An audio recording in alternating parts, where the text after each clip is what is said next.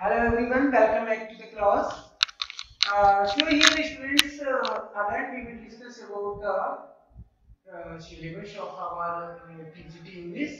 मैंने आपको बताया ड्रामा का क्या किया था। एक लेक्चर में हमने आपको ड्रामा से रिलेटेड जो है किस टाइप के टॉपिक से हमारे किस टाइप के क्वेश्चंस आएंगे इस बिंदु पे हमने बात की थी और आप उस बिंदु पे क्या कर सकते हैं उस सिलेबस को देख सकते हैं। मैंने आपको बताया था कि एक्चुअली जो लिटरेचर का हमारा पोर्शन है टीजीटी और पीजीटी इंग्लिश में, यहाँ पर बेसिकली हम पीजीटी इंग्लिश की बात करेंगे। तो कैंडिडेट्स क्या होता है कि जब जो हमारा लिटरेचर का सिलेबस है उसे हमने टू मेन टॉपिक्स में डिवाइड किया है। First one is forms of literature and the second one is authors and there works. इसके अंतर्गत हमारे चार राइटर्स आते हैं, विलियम शेक्सपियर आते हैं, विलियम वर्ड्सवर्थ आते हैं, जॉन मिल्टन आते हैं एंड जॉन वेल्स वर्दी आते हैं। तो जब हम बात करते हैं फॉर्म्स ऑफ लिटरेचर की, इसे हम अगेन क्या करते हैं कैंडिडेट्स सब कैटेगरीज में डिवाइड करते हैं, that is poetry, drama and prose. तो these three basically segments are there from where we are going to study forms of literature in chronological order and one by one. So in drama की अगर हम बात करते हैं तो इस पे हम एक लेक्चर दे चुके हैं जिससे आप क्या कर सकते हैं, देख सकते हैं कि उसमें किन किन टॉपिक्स की बात की गई है। और आज हम बात करेंगे पोएट्री के टॉपिक्स की कि कौन कौन से टॉपिक्स हमारे क्या किए जाते हैं, पूछे जाते हैं हमारे टीजीटी के एग्जाम में और किन टॉपिक्स को हमें स्टडी करना चाहिए जिससे जो है हम क्या कर सकें, इस एग्जाम को क्रैक कर सकें और अपने सिलेक्शन सिक्योर कर सकें। तो आइए कैंडिडेट्स हम बात करते हैं सबसे पहले किसकी, पोएट्री सेगमेंट के अंतर्गत हम बात करेंगे द एपिक की। यहाँ पे बात होती है कि एपिक क्या है, यानी महाकाव्य क्या होता है। एक्चुअली स्टूडेंट्स यहाँ पे दो तरीके के क्वेश्चंस आते हैं। फर्स्ट वन में आता है हमारा कि एपिक क्या होता है, जहां हमने क्वेश्चन मार्क को किया है कि एपिक क्या होता है। ये आपको तो समटाइम्स जो है डेफिनेशन दे दी जाती है और पूछ दिया जाता है कि which type of segment or which form of literature has been discussed here, so you will have to tell there. And sometimes the question is put up by the expert, which is the oldest topic in English language, English literature. This is the most important question and we will discuss it. So जब हम बात करेंगे lectures की, इसके बाद हमारा जो मैंने कहा था आपको कि हम सीक्वेंस से ही लेक्चर्स को क्या करेंगे, कैरी ऑन करेंगे, टॉपिक वाइज टॉपिक करेंगे और क्रोनोलॉजिकल ऑर्डर में करेंगे जिससे हमारा क्या हो जाए, हम एक सिस्टम के अंतर्गत सिस्टमेटिक वे में क्या कर सकें, अपनी तैयारी को कैरी ऑन कर सकें। तो यहाँ जब हम एपिक की बात करेंगे तो हम डेफिनेशन की बात करेंगे, which is the oldest epic in English literature, उसकी बात करेंगे। व्हाट आर द क्वालिटीज और you can say characteristics of the epic, उसकी बात करेंगे। Which are the popular epics in English literature, उनकी बात करेंगे। So that if there is any question from epic we can answer it easily, and this is our purpose here to discuss this is actually candidates में आपको बता दूं ये हमारी सिर्फ सिलेबस का डिस्कशन नहीं है, हम बात कर रहे हैं यहाँ पर अपनी टेक्निक की कि किस टेक्निक से हम क्या करेंगे, अपने सिलेबस को कैरी ऑन करेंगे, पढ़ेंगे, जिससे जो है हमारा सिलेक्शन क्या हो जाए, सिक्योर हो जाए। तो बात आती है एपिक की, उसके बाद आती है द मॉक एपिक की। अब ये मॉक एपिक क्या होता है, अब यहाँ पे देखिए क्वेश्चन बन जाता है कैंडिडेट्स कि पहले तो मॉक एपिक आप तभी जान पाएंगे जब आपको पहले जानकारी किसकी हो, एपिक की हो। मैंने बताया था कि एपिक क्या है, उसकी क्वालिटीज क्या है, कब पॉपुलर हुआ, कौन कौन से पॉपुलर एपिक्स हैं।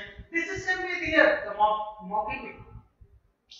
इसका एक बेस्ट एग्जांपल है हमारा उनका अलेक्जेंडर पोप का the rape of the law. This is the most popular mock epic in English literature। जब हम इंग्लिश लिटरेचर की बात करेंगे, सॉरी मॉक एपिक की बात करेंगे इंग्लिश लिटरेचर के अंतर्गत, तो अलेक्जेंडर पोप के रेप ऑफ द लॉ की बात ना हो, ऐसा हो ही नहीं सकता है ना। तो यहाँ बात करेंगे फिर से मैंने अब क्या हो जाता है कैंडिडेट्स यहाँ पे जो हमारा मेन क्वेश्चन बनता है वो ये बनता है कि what is difference between the epic and the mock epic. ये क्वेश्चन आ जाता है हमारा। 4 ऑप्शंस आपको दिए गए हैं और उसने उन 4 ऑप्शंस में क्या कह दिया है कि which is out of this point or option that makes difference between the epic and the mock epic. So we will discuss in our lectures the difference, which points make the difference between both. And the next one is our sonnet. तो sonnet की बात करेंगे तो where did it originate, from where it was introduced in England or in English literature, who introduced it here, because William Shakespeare is in our syllabus. So जब हम syllabus की बात करते हैं और विलियम शेक्सपियर की बात करते हैं तो William is besides being a dramatist, William Shakespeare was also a good sonneteer, a famous sonneteer, because he has written 154 sonnets. So to discuss to understand William Shakespeare as a sonneteer, we will have to understand first of all what sonnet is, and again we will discuss about in our lectures. So next one is our oath. जब हम oath की बात करते हैं हमारे क्या है ठीक है, oath पे भी हम क्या करेंगे in the same way discuss करेंगे। और फिर बात आती है लिरिक की। देखिए अगेन बात आ जाती है लिरिक पे भी हमको देखिए एक बात मैं आपको बता दूं, सबसे पहले एक क्वेश्चन मार्क लग रहा है वो सभी के आगे लगेगा। क्यों लगेगा? क्योंकि सबकी जो है आपको डेफिनेशंस क्या करनी पड़ेगी, क्लेम करनी पड़ेगी, आपको लर्न करनी पड़ेगी, आपको रिमेंबर करनी, अंडरस्टैंड करनी पड़ेगी, जिससे आप क्या कर सकें उनको समझ सकें। तो लिरिक की बात है कि लिरिक जो है which type of song is this, which type of poem is this, which are the popular lyrics in English literature, who is the famous lyricist in English literature. All these points we will discuss in our further lectures. And the next one is LC की बात करते हैं। English literature में LC की बात हो और Thomas Gray की elegy written in a country churchyard का जिक्र न आए, हाउ इज इट? ये कैसे संभव है? यानी इंग्लिश लिटरेचर में elegy written in a country churchyard by Thomas Gray, who was a transitional poet, उसका जिक्र होना बहुत जरूरी है। लेकिन उससे पहले क्या करना है हमको? व्हाट एलसी इज, इसको पढ़ना पड़ेगा।